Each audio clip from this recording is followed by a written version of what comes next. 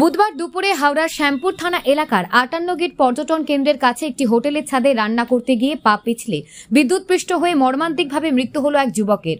মৃতের বাড়ি পূর্ব মেদিনীপুর। জানা গিয়েছে, পর্যটন কেন্দ্র লাগোয়া ওই হোটেলের ছাদে বেআইনিভাবে শেড তৈরি করা হয়েছিল এবং সেই শেডের পাশ দিয়ে চলে গিয়েছে ইলেকট্রিকের তার। এদিন দুপুর 12টা নাগাদ কাজ করতে গিয়ে পা পিছলে সরাসরি ইলেকট্রিকের তারে জড়িয়ে যায় এবং ওই যুবক। ঘটনাস্থলে মৃত্যু হয় তার। প্রায় আধ ঘন্টা ধরে যুবক ইলেকট্রিকের তারে ঝুলেছিল বলে জানিয়েছেন এলাকার বাসিন্দারা। পরে খবর পেয়ে পুলিশ এবং দমকল ওই যুবকের দেহ নামায়। এরপরই পর্যটন এলাকার হোটেলগুলি বেআইনি ব্যবসা এবং কাজকর্মের প্রতিবাদ দেহ বেশ কিছুক্ষণ আটকে রেখে বিক্ষোভ দেখায় স্থানীয় বাসিন্দারা।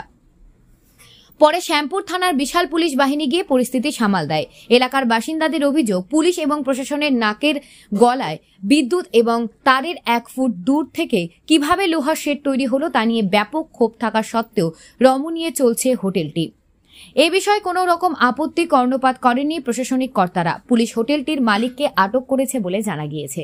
ব্যুরো রিপোর্ট, IHRO বার্তা।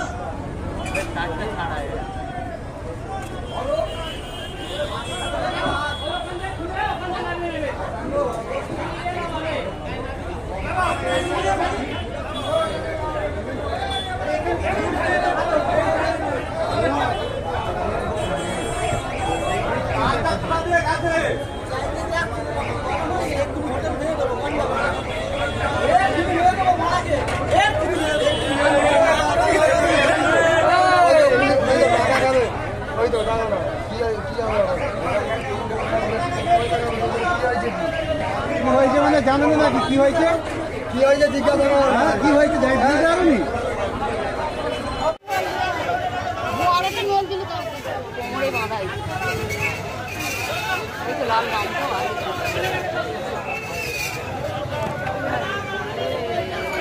পায়ে লেগেছিল অনেক, পায়ে লেগে পড়ে গেছে।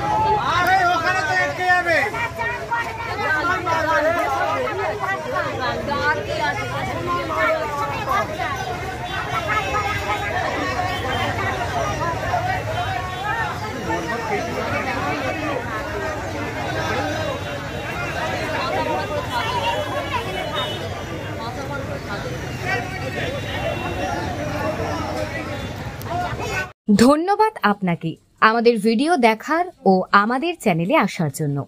পশ্চিমবঙ্গের খবরের আপডেট দেখুন IHRO বার্তাতে। সাবস্ক্রাইব করুন আমাদের ইউটিউব চ্যানেলটি ও লাইক করুন আমাদের Facebook page. Bell icon click করুন আমাদের প্রতিটি ভিডিও আপডেট পাওয়ার জন্য। লাইক এবং ফলো করুন আমাদের ফেসবুক পেজটি।